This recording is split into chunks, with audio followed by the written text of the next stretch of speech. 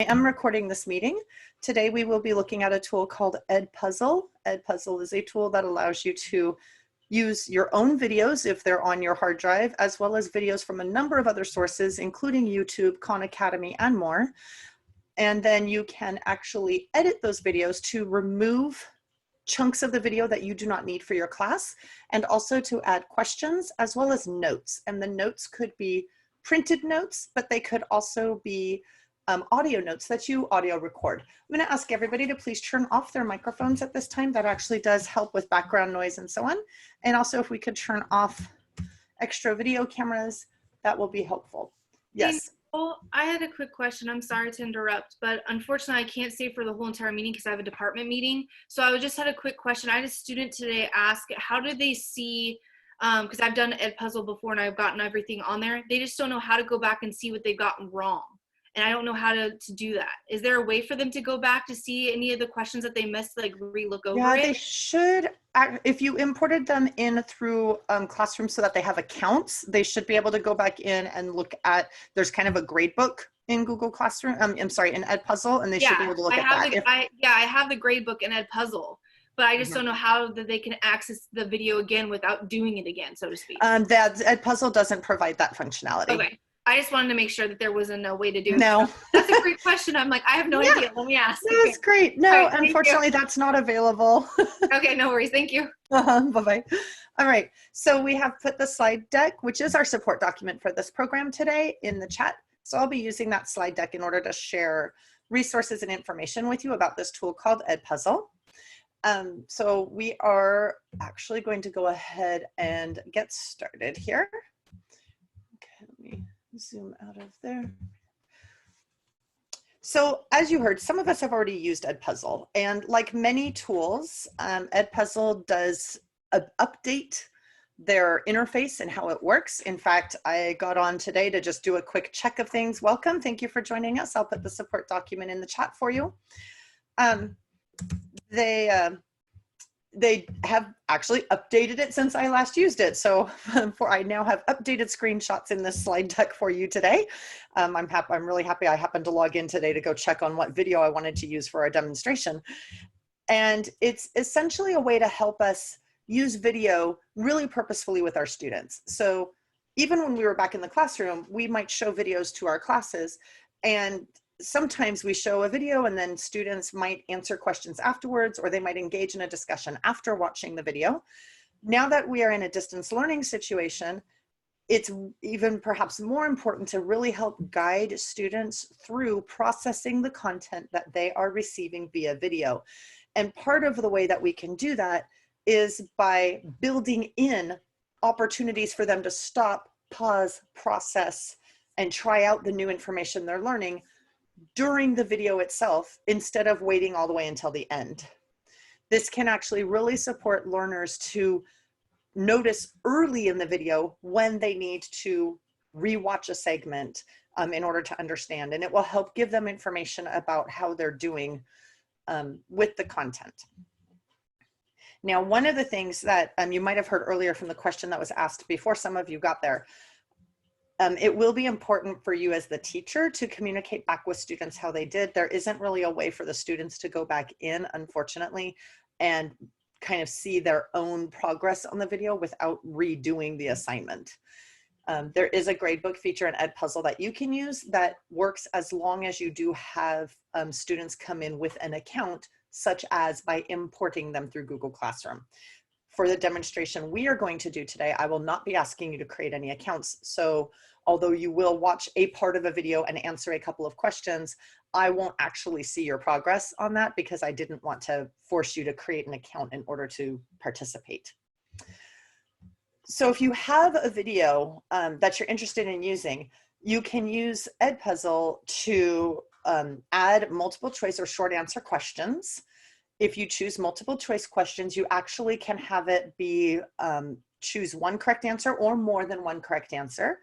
And you can even give feedback on the answers that they give. So for each answer choice that you include in the multiple choice options, you can also decide if you would like to add any kind of feedback, both for the correct answers as well as for the incorrect answers.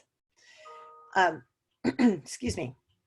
And you can put those questions at any point in the video, and the video will stop playing so that the question pops up on the screen and the students are prompted to answer it before continuing with the video.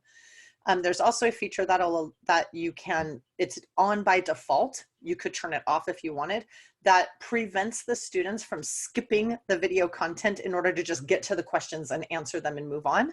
So you can force students to have to let the video play all the way through instead of skipping content in the video.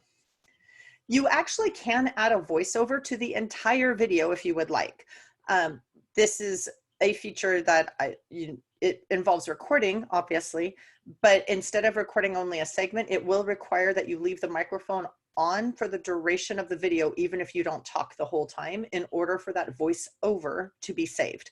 So if you have a video, every once in a while, for example, I see tutorial videos that are silent. They just show the steps without talking.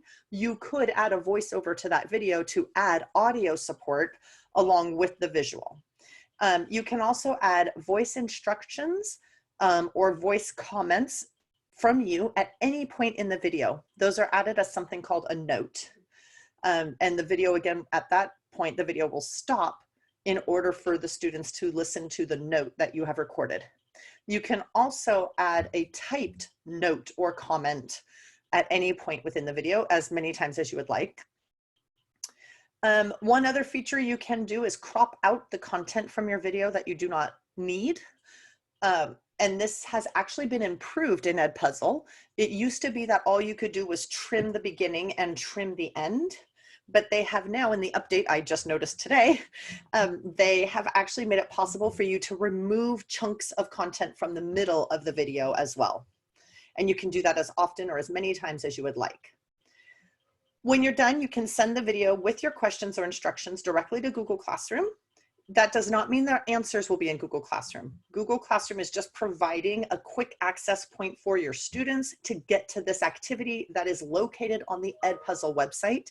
And you will have to go to the EdPuzzle website in order to take a look at how they did if you are using the Google Classroom import or choosing another method for students to have an account in EdPuzzle so that their information can be stored for you. Hello, welcome. Let me go ahead and put the support document in the chat for you. This meeting is being recorded. So if you were not able to join us at the beginning, or even if you end up having to leave or your internet dies or my internet dies, you'll have the recording of this will be located in the Distance Learning Hub on the Technology Training and Support page. And of course, you have access to this support document at all times, as long as you copy that link that I've put in the chat and open it up, and preferably go ahead and save it to your Google Drive. If you need help doing that, just let me know. You can email me anytime and I'll help you out with that. This document is also located already in the Distance Learning Hub for you, the support document, which is exactly the slide deck you're seeing now. And you can access it anytime on the Technology, Training, and Support page. Okay, you're welcome. So that cropping feature is really important because sometimes there's just extraneous stuff in these videos that we find that we don't really need. Or in my case, I was a language teacher, and sometimes there was an amazing video, but I really only needed this little 20-second chunk at the beginning, and then another 45-second chunk a little bit later, and then maybe another 10-second chunk a little later than that. And the rest of the video was way over my students' heads and wasn't helpful with the learning targets we had established for the particular lesson we were working on. So the ability to crop a video really helps ensure that the content remains relevant to the specific learning targets that you are working towards and the reason why you selected this video in the first place for your learners. Let me check the chat again really quickly. So it will, if you create an assignment in Google Classroom, then students know it has been assigned to them. So that would basically be dependent on the kind of post that you put in Google Classroom with the video as to whether or not it appears as an assignment for them. It would be important for you to use the Google Classroom synchronization or integration with EdPuzzle. And then EdPuzzle, as you'll see in a little bit, has a feature to create posts in Google Classroom for you. The one thing that's important about this is you can use video from a variety of sources. If you use video from YouTube, and you're doing it during distance learning, especially as opposed to when we were in our classrooms, you might show the video on your front screen and then have students, you know, respond. There's a live version where they could be on their own devices and just answer the questions with all of you watching the video on the same screen in the front. But now that they're in a distance learning situation, if the video is on YouTube, it is extremely important that you ensure that the videos that your students are watching, even if they're watching it through EdPuzzle, have already been approved for students to watch on YouTube, because by default, most videos on YouTube are blocked for students to watch on their own devices. You might not have noticed this as a teacher simply because you don't have any restriction on YouTube. So you can show any video you'd like. And I'm running quickly right now through what it looks like. You'll want to make sure you are signed into YouTube with your San Juan account in order to approve a video. And then you just search for the video as if you want to watch it. So if I look up EdPuzzle, here's an EdPuzzle tutorial. When this video comes up, hold on, there we go. You'll notice that there's a blue bar that says the video is not approved for sanjuan.edu.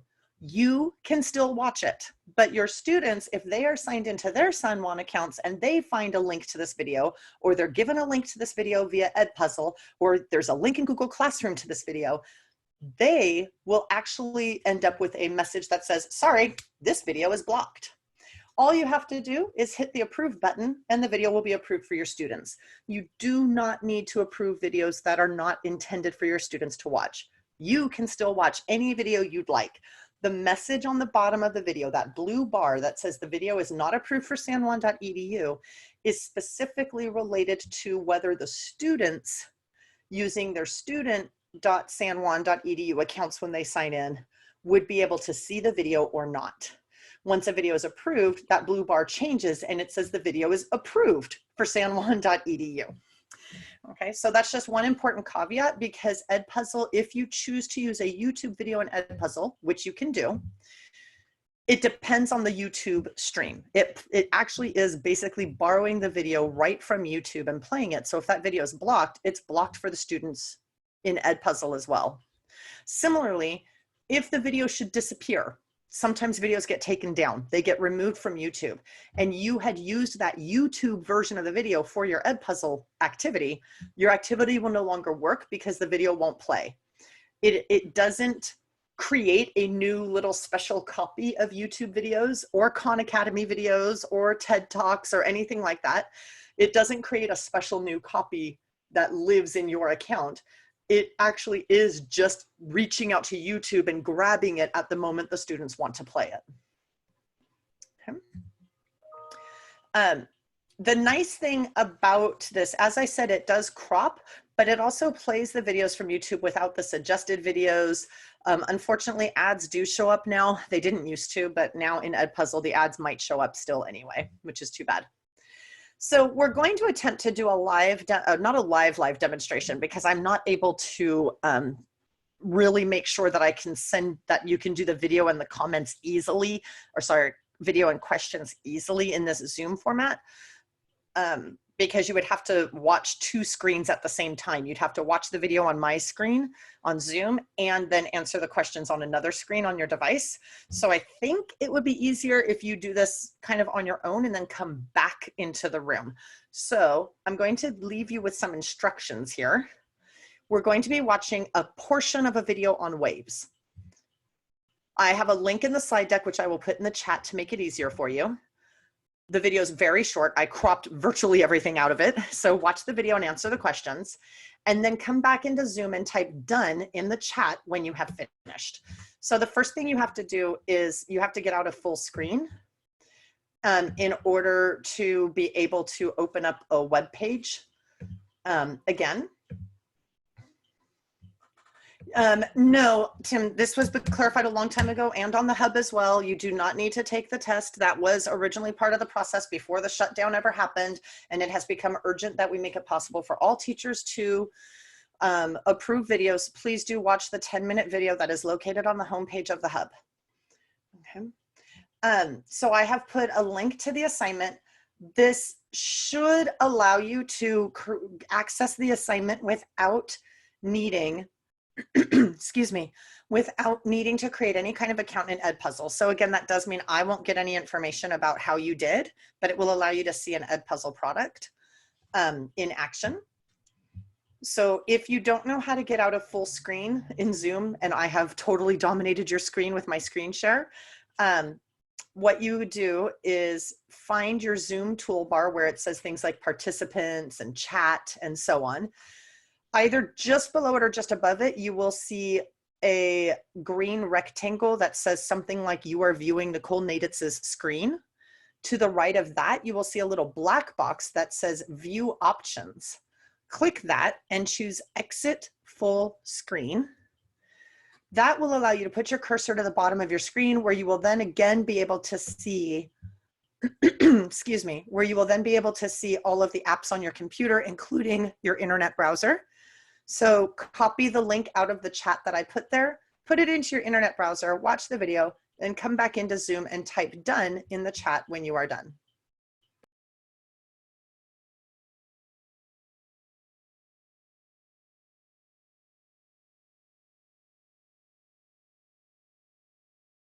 With only 3 choices, there aren't that many random possibilities, but still it does change the order in which the answers appear each time a student loads the video. So again, I could rewatch this video, but once I get to the point where there's a question, I can't move on until I answer the question. As you saw earlier in the video, if there's a comment, you can't move on until you read the comment or play the comment if it's audio. So I'm going to hit submit and I'm going to move on. Notice that right here, it does tell me that so far I'm doing really well. I've gotten, and this answers the question we saw earlier from one of our participants, I've gotten immediate feedback on this question because this was a question that I was able to kind of program with correct answers. So I still can't watch the video until I read how I did, and now I can hit continue. Now you can see there's a lot of stuff here, and it's not going to let me skip, but there's a long segment of video before I have another question. Some of it looked abrupt because I actually chopped some stuff out of the middle, okay? And I didn't have a lot of time today to make beautiful clean cuts. And also this particular company, when they make their educational videos, they eliminate all pauses. It's like she never takes a breath because they basically cut out all of the pauses in her talking. So it made it really difficult to get a clean cut where I could insert a question or where I could find a space to cut a chunk out of the video. So as you can see, you're getting closer and closer and closer to another question or comment. Okay. And then there's another question, and it says, what are 2 other words for the crest of the wave? Now, it is important if you want them to mark 2 answers instead of just 1, for example, or 3 answers, I would recommend you include that in the question, because otherwise they don't know that they can mark more than 1. That said, generally speaking, if you see checkboxes, it almost always means you can mark more than 1 answer. So it's good maybe to be clear with students as to whether they should mark 1 correct answer, 2 correct answers, or 3 correct answers, for example. So I'm going to hit submit. I'm going to get some feedback again, and now I can continue. Okay, and then there's one final question in this video that I can do.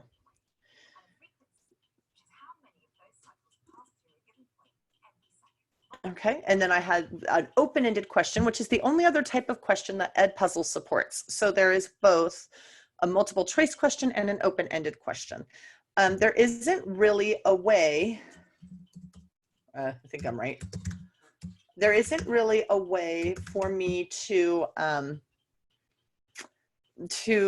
program EdPuzzle to decide what the correct answers are for open-ended questions. So it just is going to say for the student, sorry, your teacher's going to have to look at that one later because EdPuzzle has no idea if that answer is correct or not. And then I continue and my video comes to an end because I trimmed it. Okay. And it actually brought me right back to the beginning. So for those of you who weren't able to see it live on your own screens, that is what the EdPuzzle video looks like on the student side. And again, with the slide deck that you have, which I know did open for some of you who weren't able to get the video to open, you do have this link. It's on slide number 5 that will take you to that lesson so you can try it yourself. Okay. So if you think about a video used this way, I just wanted to leave you kind of with a couple of questions about, you know, why it might be important or not to create opportunities and space for these kinds of questions, or to crop material out of a video. Why does that matter? Or how is this different perhaps from how teachers may have been using video before, having a tool like EdPuzzle that allowed this kind of functionality? So if you would like to speak or chat, you can, or if you want to raise your hand, I can certainly call on you. If you remember, by clicking on the participant list, participants in your toolbar, you can actually also raise your hand if you have anything you'd like to share before we get into the nitty-gritty of how to do this. Nicole, can I ask you a question? Of course. Like when you are doing the videos, and I know that they have to be short clips, like on average, how much extra time do you put on making a video like this? And you're using Google Slides, right? Oh, so I'm not quite sure I understand your question. I'm using Google Slides for this presentation, not for the video. This Google Slides is just to organize my presentation to you for today. The video was created in EdPuzzle, and we're going to see how to do that right now. Oh, okay, okay. I was confused. Okay, on average, how much it'll take you to do it on EdPuzzle, or they're already? I really can't answer that because it really depends on how many questions you're adding, how much cropping you want to do. The more you add and the more cropping you do, the longer it will take for you to create. If you choose to either not crop at all or do a really simple crop to get rid of something at the beginning or the end, and then just add one question, it only takes a couple of minutes. That makes sense. Thank you.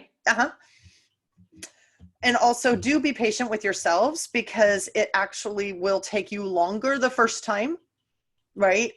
And then interestingly, when you're using a new tool like this, it sometimes takes you even longer the second and third time than the first time did, because the second and third time you start playing with more features and digging in a little deeper. You get a little more courageous with the tool, right? So it might take longer for you to do it the first time than it takes me to do it, but it also might take you longer your second and third times than your first time did, because you might opt to kind of go further or try a few additional variations. But eventually it does get really quick and easy. It took me a little longer today to get my screenshots and to make that little lesson that you saw, because I went into EdPuzzle today and noticed they had literally changed everything about the interface. So every single one of my screenshots was wrong, and I needed to create a whole new lesson in order to get you accurate screenshots again. And I was learning the tool again. But the only piece that was significantly different was the cropping feature, which is the one they've really improved. So it just took me a second to get a handle on how it works, and now I'm able to share that with you. This slide is essentially just kind of the step-by-step, the gist of how you get going. Right? So I'm on slide 7, and you will create your EdPuzzle account. I highly recommend you go ahead and choose to connect with Google and use your school login. The reason it says if you have G Suite is I sometimes give this presentation to other teachers who are not in our district, and their school sites aren't all using Google. So you do have G Suite. Search for videos, paste a link to a video, or upload one from your hard drive. So as I kind of alluded to earlier, there are actually a lot of ways you can get video content into EdPuzzle. For example, some of you are recording your own video lessons. If you have put your video lesson onto YouTube, you'll be able to grab that lesson and then insert checks for understanding and questions throughout it. Some of you have recorded your own lessons and saved them to your hard drive. You'll be able to upload those into EdPuzzle and add questions to those throughout your lesson, or add some notes or some comments to the students to remind them to pause and do something, right? So, but one of the things I found myself as a teacher using this tool, I preferred to already know what video I was going to use and know where it was, like have the link already copied if it was a YouTube video, which I did a lot because I was looking for videos from places where French is spoken. And so have the link copied, and I actually would just take a piece of paper and I would go through the video before I even got into EdPuzzle, and I would already kind of start to map out, okay, at 1 minute and 30 seconds, I want to ask this question. At 45 seconds, I want to ask this question. I want to eliminate everything from 1 minute and 35 seconds all the way to 2 minutes and 10 seconds. And then I want them to watch until the new like 1 minute and 50 seconds and answer this question. So I kind of had a draft of what I wanted to do before I even went into EdPuzzle. I found as a newer user of EdPuzzle several years ago when I started using it, that saved me a lot of time, even though it took time initially. It ensured that I already had a good video that was purposeful for my learning targets, and I already knew what I wanted to do with it. I just needed to now manipulate the logistics of EdPuzzle to make that happen. So again, you can crop the video. This is not totally accurate in terminology now because cropping often just kind of means taking the beginning or the end and removing stuff. But remember now with the latest update to EdPuzzle, you can actually also remove chunks from the middle of the videos. Add questions or your own voice or print information at any time. So these are, again, those basic steps you've already heard a couple of times. Now, the kind of work you're going to go through in order to get these videos to your learners, right? In a way that is an activity for them, okay? And then you'll share that activity with your students, and you have a number of ways of doing that. The way that I did today is kind of the easiest, but it provides you as the teacher with the least information. I do have a couple of notes for students here.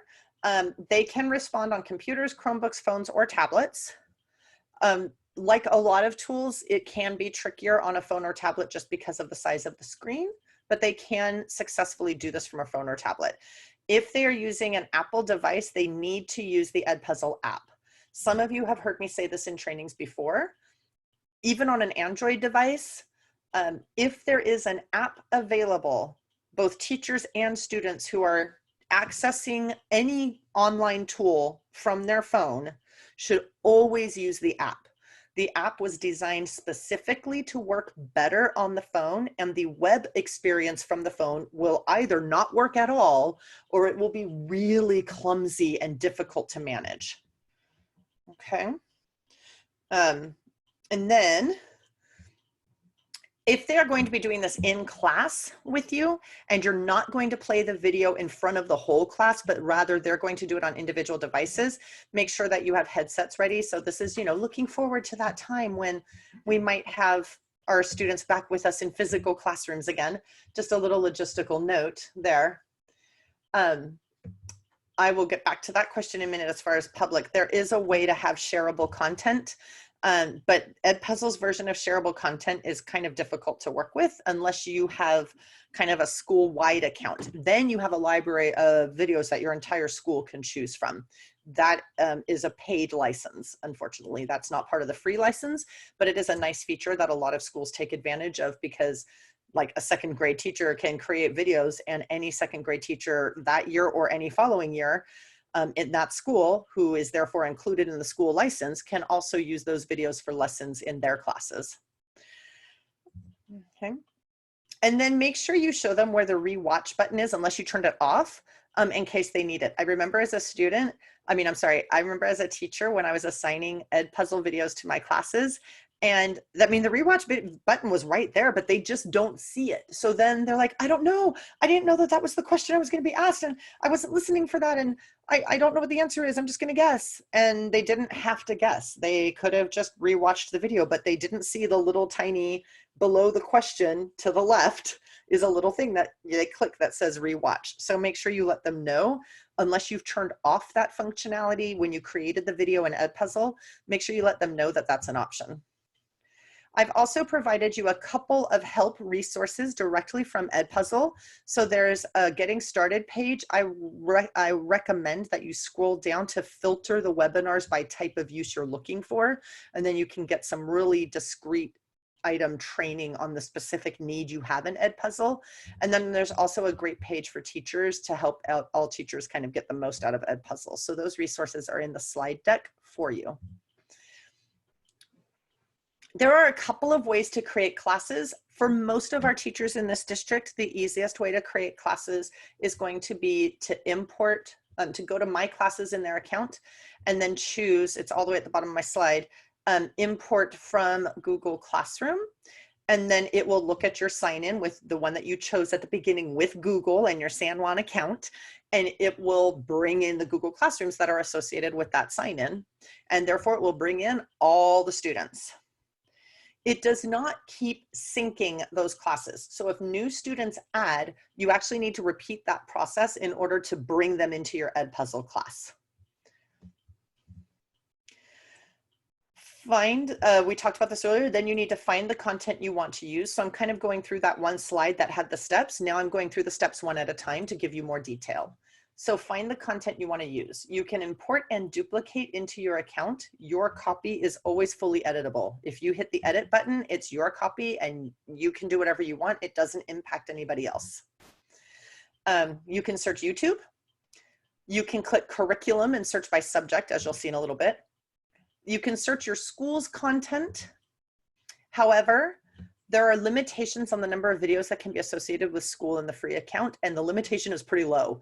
So you hit a wall pretty quickly if a number of teachers at your site start using EdPuzzle, or even if you go back to the site and start using it and you use it a lot, and you associate those videos with your school, you'll hit the wall pretty quickly of how many, of the limit of how many videos you can have before your school needs to get a paid account for the school. However, what you create is not limited. And I run into this issue all the time where teachers hit the wall with the school and think that they can't do any more videos with EdPuzzle.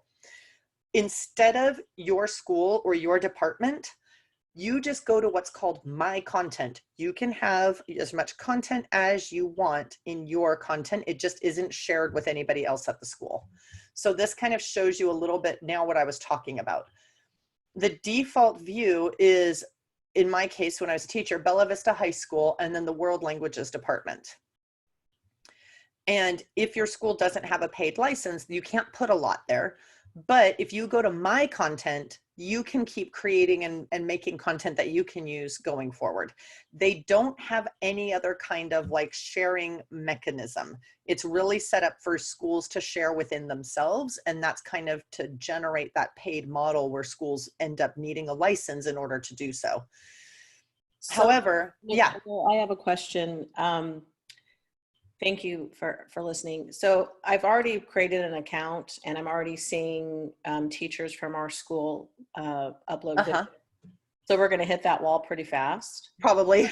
But you're saying that if I go to this My Content that I have unlimited access personally? Yes, unless they've changed that, yes. And I haven't hit a wall yet. Like okay. I just created a new video today again. Thank you. Yeah, so just make sure it defaults to the school one. And I think that was probably a really smart fiscal decision on their part, right? It defaults to school and teachers, they get a message. I don't remember what it says now, but I've seen it too. And they get a message that's like, you're running out of storage space, and you panic, right? Like, oh my God, we need to upgrade now. I love this tool. And while you may want to do that, that's a decision for your school's leadership team and your teachers and staff to decide. You aren't in fact out of room on EdPuzzle. Just make sure you go to My Content and work from there. Let me also check. I think a question came up in the chat.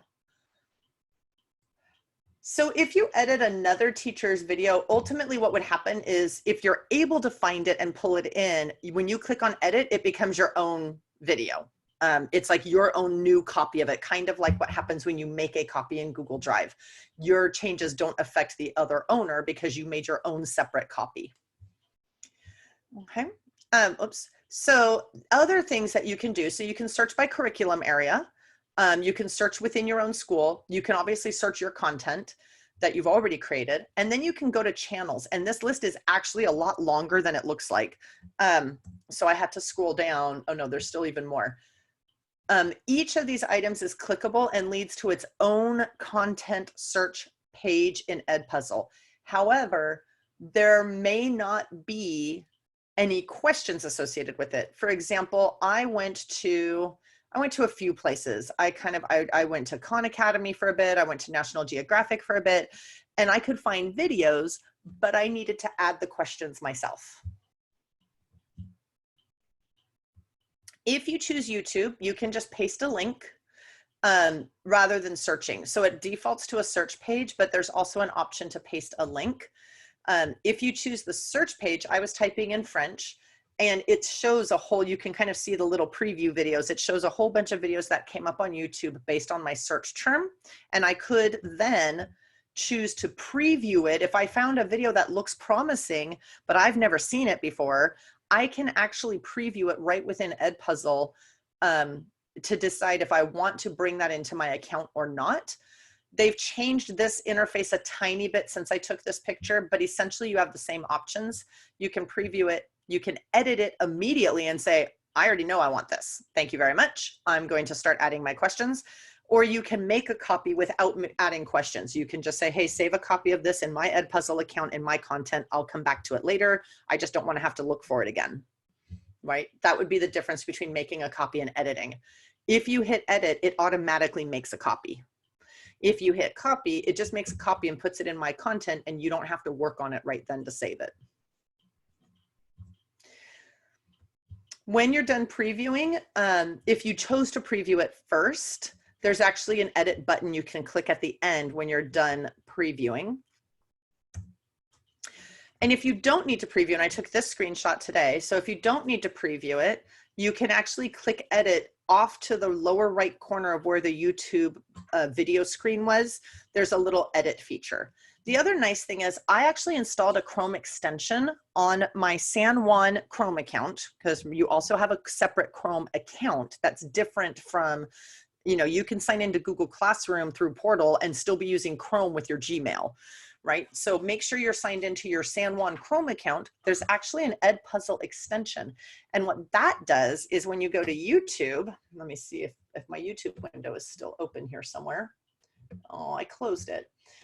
When you go to YouTube, you actually have an edit with EdPuzzle button right there in YouTube, or add to EdPuzzle. I actually can't remember what it says right now, so I'll click on it and we'll find out. Hold on a second. There it is, it's edit with EdPuzzle.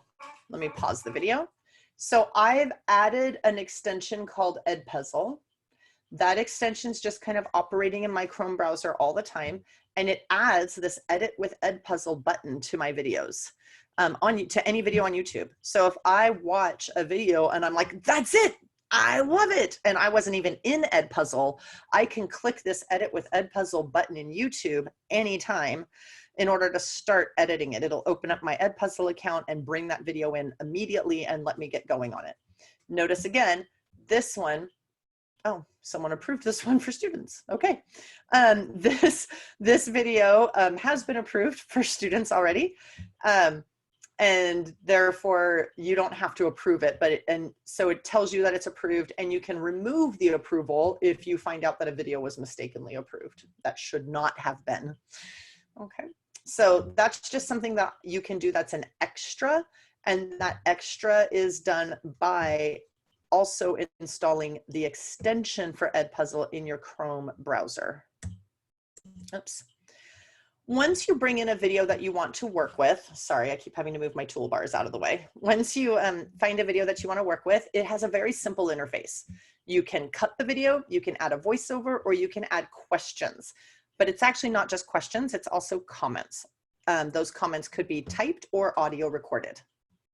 It starts on the cut page, and it'll always give you at the bottom, you can't really see it here, but it'll give you a little, like, why do this? Why add questions? Why add a voiceover? Why cut the video? And it kind of gives you pedagogically a little explanation of why you might want to do that. The key feature for cutting is this little button that says add cut. So we're going to explore cutting first. Oops. Okay. And what happens is when you hit a point in the video where you're like, everything up to that point I want, and then there's a chunk I don't want anymore, you just click the add cut button and it creates a little line. Then you play the video some more and you get to the end of the segment where you're like, I wanted that first part. I don't want these 11 seconds from 34 seconds to 46 seconds. I don't need that piece. So I'm going to hit that add cut button again. Now I have 2. And I can actually drag when I put my cursor either to the right or the left side of the cut. It does not matter. It turns into that little grab hand, and you can slide it across and it automatically cuts that chunk out of the video. And when students play it, it just goes straight from the 34-second mark to the 46 or 47-second mark, and without skipping, there's no pause or anything. It just goes straight from one to the other. Okay. So when you've successfully done that, you will see it in gray in your editing screen in EdPuzzle. Everything you've cut, there's even a little gray segment right at the beginning here. I cut a little bit of introductory stuff. And so that gray part means I've cut something out. Oh, sorry, I did not notice that the chat just ran away with me. Hold on a second. You don't, oh, yeah, hi Magdalena. So I think actually the EdPuzzle video speed up is new to me. Regular EdPuzzle, yes. Speed up, we should go learn more about. I'm not sure about that one. It sounds like it's going to speed up the videos, but I'm not positive. So we would want to kind of look at that extension and make sure. If you get a message that it's blocked, just send me an email. And all extensions, unfortunately, Google made a change in policy. So this was not a district thing and we have no control over it. All extensions in Chrome and all add-ons in Google products like Google Docs and Google Slides now have to be individually enabled.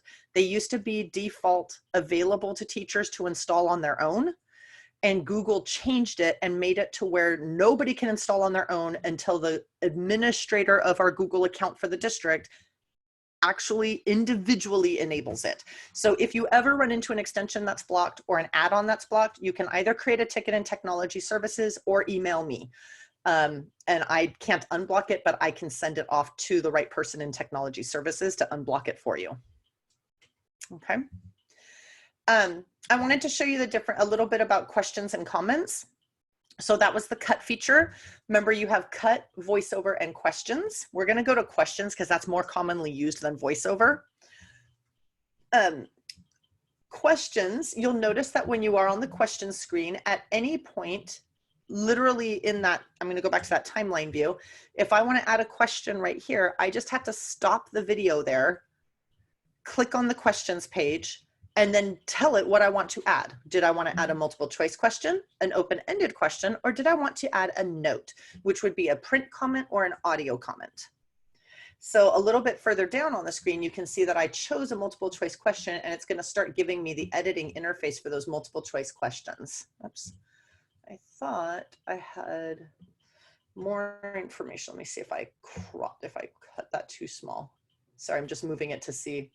Nope, I didn't. Okay. I will look later. We should have another view of the question with all the choices coming up in just a little bit. Okay. If instead of question, I chose, notice I'm still on the questions page, but if I chose note instead of question, so that screen again was you can choose a multiple choice question, an open-ended question, or a note. At any point, you just stop the video player, and at the point where you stop, that's where it's going to add the question or the note. You can type a comment, you can add a recording, or you can do both. You don't have to do both. Remember that if you do the recording, the students will not be allowed to continue until they listen to the recording. Okay, notice they give you a tip. Combine notes, formulas, external links, and photos and audio, or use just one. So if you look at this little toolbar, you can actually format your question. You can do some mathematical typing of equations and expressions. You can attach a file, or sorry, you can link out to a web page. You can include an image and so on. So those are all options that you have available, both when you edit your question as well as when you edit a note. Okay. Don't forget to save. I did have, so when my internet stopped working this morning, I was in the middle of crafting my second question, and it was a multiple choice question, and it hadn't auto-saved, and I hadn't finished editing, so I had not saved it. So of course, once I got my computer up and running again, I had to redo it. So do save, make sure you hit save as you work. When you first say that you want to do an audio recording, you won't see this here because there won't be anything recorded yet. Instead, you'll see a little microphone where the speaker symbol currently is will be a microphone. The first time you click on it, you need to allow EdPuzzle to use the microphone. So just when that message comes up, just hit allow, and then you'll be able to add your audio comment. Now you can see a fuller screen of what you're able to do. For example, with a multiple choice question. And again, even with questions, you have some formatting options available, not only for the question, but also for every single answer choice for multiple choice questions. You can add images, mathematical expressions, link out to another source, and you can also mark as many correct answers as you want. So if it's green, that's one of the correct answers. If the red X is showing, then that means that answer has been deemed incorrect, and that first answer has also been deemed incorrect. And it's going to show me where that's going to appear in my video. I also wanted to kind of zoom in. On the answer choices in the lower right corner is a feedback button. So for each answer choice, you are invited to click on that and type feedback, not audio, just typing. Although you could link out, for example, for an incorrect answer, if there's a linked resource that would help the students better understand why that was an incorrect answer, you can again include links, images, mathematical expressions, and some other formatting even in your feedback. And then to get back to the question, just hit where it says question and it'll bring you back to this screen. As you work, you'll start to see your view show you everything you have done to the video. Off on the left, you'll see a running list of everything you've added. So I've added notes, 2 multiple choice questions, and an open-ended question. Those all appear as little dots on my timeline. In addition, I can see the segments that I have cut. Okay, those appear as gray areas. That does not appear to the students at all. For those of you who were able to watch the video today, you weren't able to tell what was cut.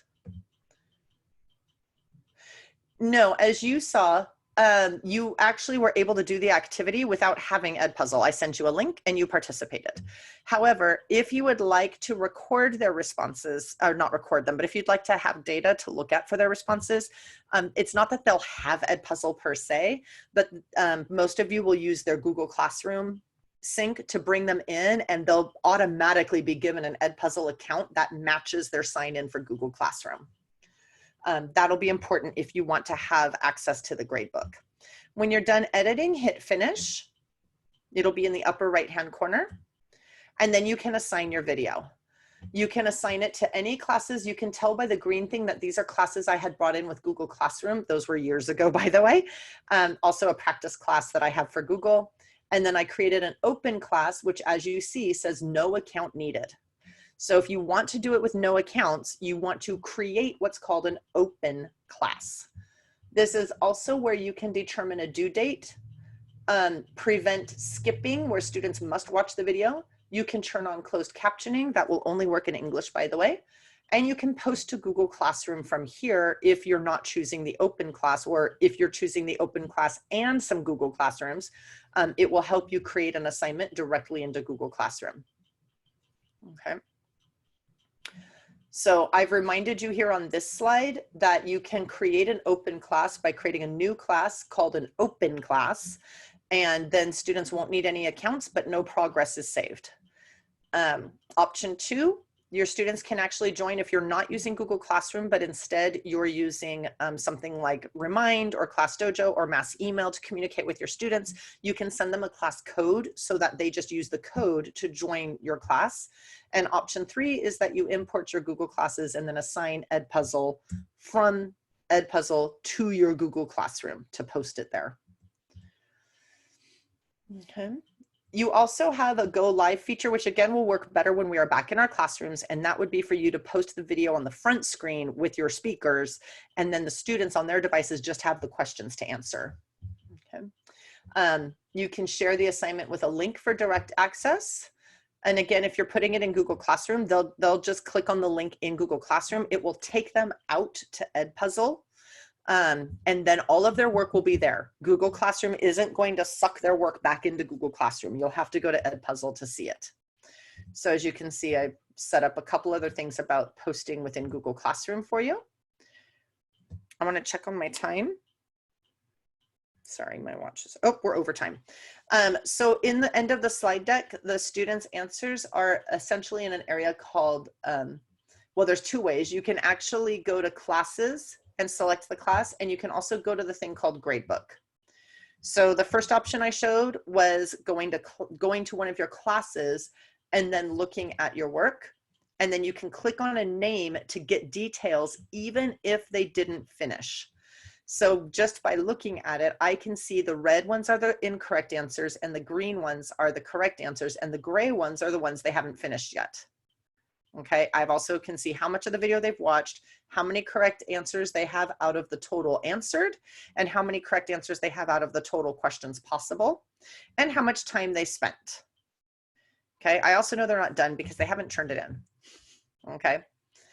I can then go straight from this student to the very next student's responses. So remember, you can go to your classes and then click on a student and get really detailed information from that student about how they did with with this particular assignment called ecology.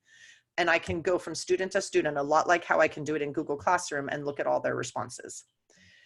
You can also look at the gradebook and you can export it as a CSV file, and you can actually get help from Carol Lawrence in terms of how to import a CSV file into Q for those of you who are secondary teachers. Okay, and then this was just a reminder of the steps for doing it over. So I'm going to go into my gradebook for those of you who are still here, and I'm going to actually see if anything showed up today for this particular assignment. I'm going to go to my classes. So it shows that it's in progress. There's no due date, and I have 7 new answers. Woohoo! It's just not really tracking you because you don't have accounts. So if I click, I'm going to see if I have, oh, here we go. I'm going to click on a name, and it tells me how Jennifer did, that she watched the whole video, that how many correct answers the student has out of the total number of correct answers, and how many minutes the student spent, and at what point the correct answers occurred.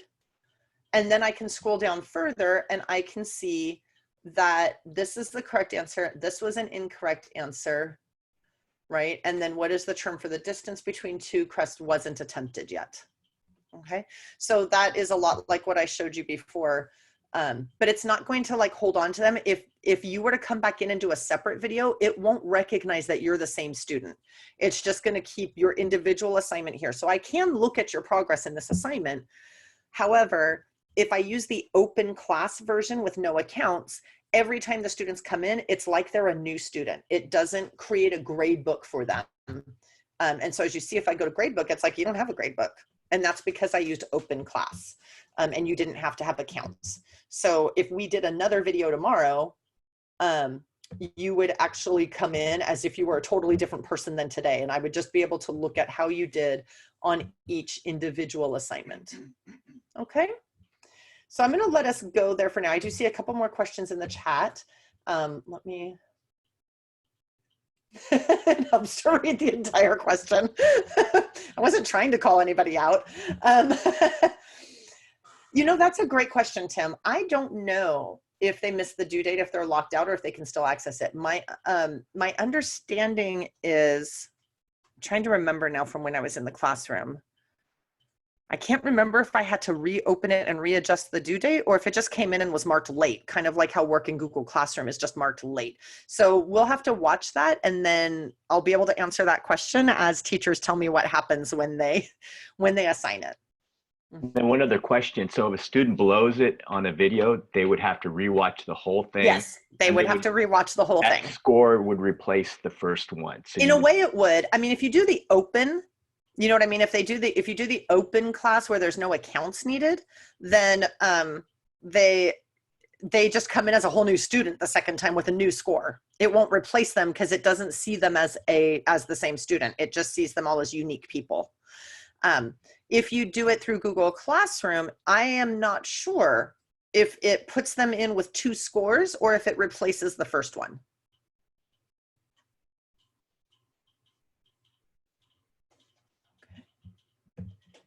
recording.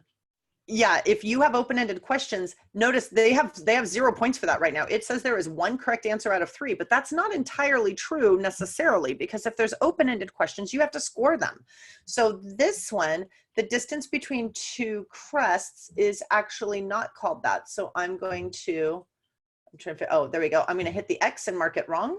And I can add a comment even at this point. So you remember how earlier we could type some generic feedback?